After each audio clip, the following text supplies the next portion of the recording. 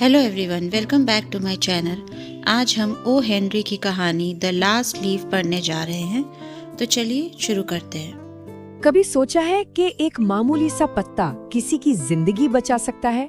आज हम बात करेंगे ओ हेनरी की एक ऐसी ही दिल को छू जाने वाली कहानी की, द लास्ट लीफ। ये कहानी है दोस्ती की, उम्मीद की और एक ऐसे बलिदान की जो आर्ट यानी कला के मायने ही बदल देता है। तो कहानी हमें ले चलती है न्यूयॉर्क के ग्रीनविच विलेज। अब सोचिए, एक ऐसी जगह जहां सड़कें सीधी है ही नहीं, पूरी भूल भुलैया है।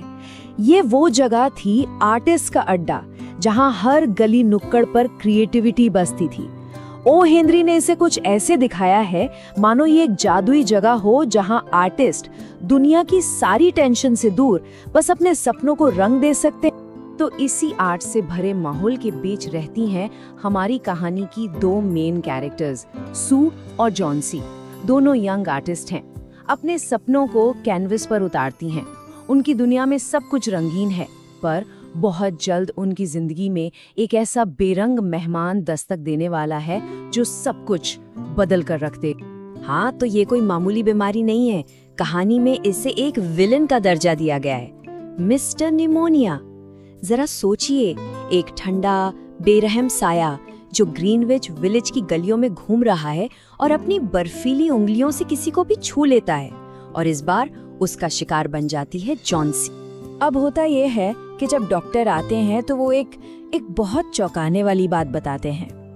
वो कहते हैं कि असली लड़ाई तो निमोनिया से है ही नहीं, लड़ाई है जॉन्सी के अपने मन से।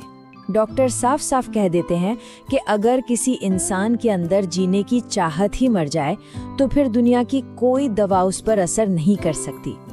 और जॉन्सी, उसने उम्मीद छोड़ दी है, और डॉक्टर की ये बात बिल्कुल सच साबित होती है। जॉन्सी ने अपनी उम्मीद को एक बहुत ही अजीब और नाजुक सी चीज से जोड़ लिया था। क्या थी वो चीज? उसकी खिड़की के ठीक बाहर लगी एक पुरानी बेल की पत्तियां। जॉन्सी बस बिस्तर पर लेटी रहती और एक ही काम करती, बाहर उस आइवी की बेल पर लगी पत्तियों को गिनना। जब सू उसकी तरफ ध्यान देती है तो वो देखती है कि बस 12 पत्तियां बची हैं। और ये सिर्फ गिनती नहीं थी, नहीं, ये जॉन्सी के लिए उसकी जिंदगी की उल्टी गिनती थी। और पत्तियां वो बहुत तेजी से गिर रही थी। देखते ही देखते 12 से उनकी संख्या बस 5 रह गई। हर एक गिरती हुई पत्ती के साथ जॉन्सी की उम्मीद भी टूट कर गिर रही थी। पूरे कमरे में एक अजीब सा खामोश डर फैल गया था। और फिर जॉन्सी उस डरावने राज को बताती है। वो कहती है, जब आखिरी पत्ती गिरेगी तो मैं भी चली जाऊंगी।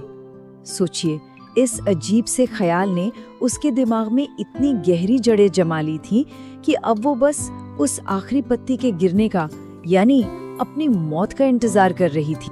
अब सू की सारी कोशिशें सब फेल हो जाती हैं। वो परेशान होकर मदद के लिए जाती है नीचे रहने वाले एक बूढ़े पेंटर के पास। और यहीं कहानी में एक ऐसे कैरेक्टर की एंट्री होती है जो आगे चलकर सब कुछ बदल देगा।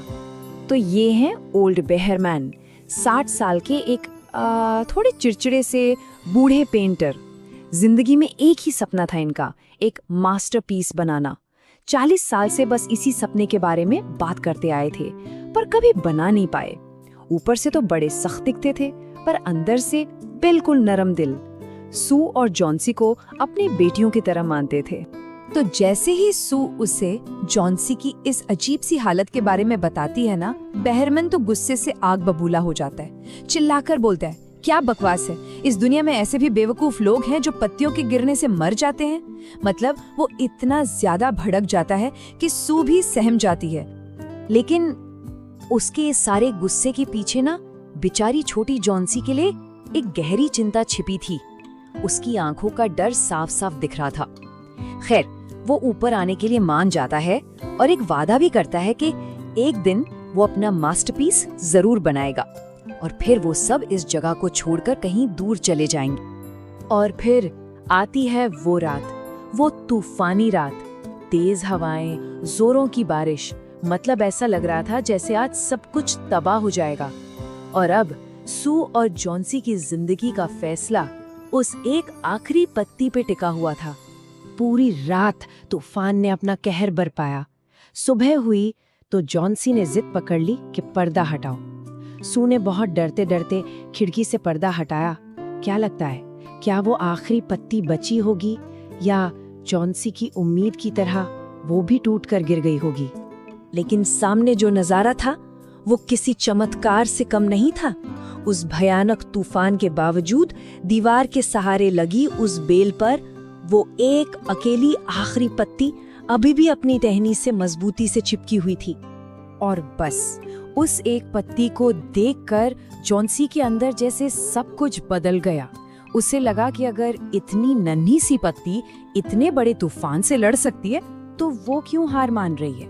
वो कहती है, मरने की इच्छा रखना पाप है। उस एक पत्ती ने जॉन्सी को जिंदगी का सबसे बड़ा सबक सिखा दिया था। तो एक तरफ जॉन्सी की हालत तो सुधरने लगती है, लेकिन कहानी अभी खत्म नहीं हुई है। कहानी में अभी एक और मोड़ आना बाकी है, एक दुख भरा मोड़ जो इस कहानी का सबसे बड़ा राज खोलेगा। अगले दिन डॉक्टर आते हैं एक अच्छी और एक बुरी खबर के साथ। अच्छी खबर ये कि जॉन्सी अब बिल्कुल खतरे से बाहर है, और बुरी खबर उसी बिल्डिंग में एक और मरीज है, बहरमन। उसे भी निमोनिया हो गया है और डॉक्टर का कहना है कि उसके बचने की अब कोई उम्मीद नहीं। और फिर वही होता है जिसका डर था।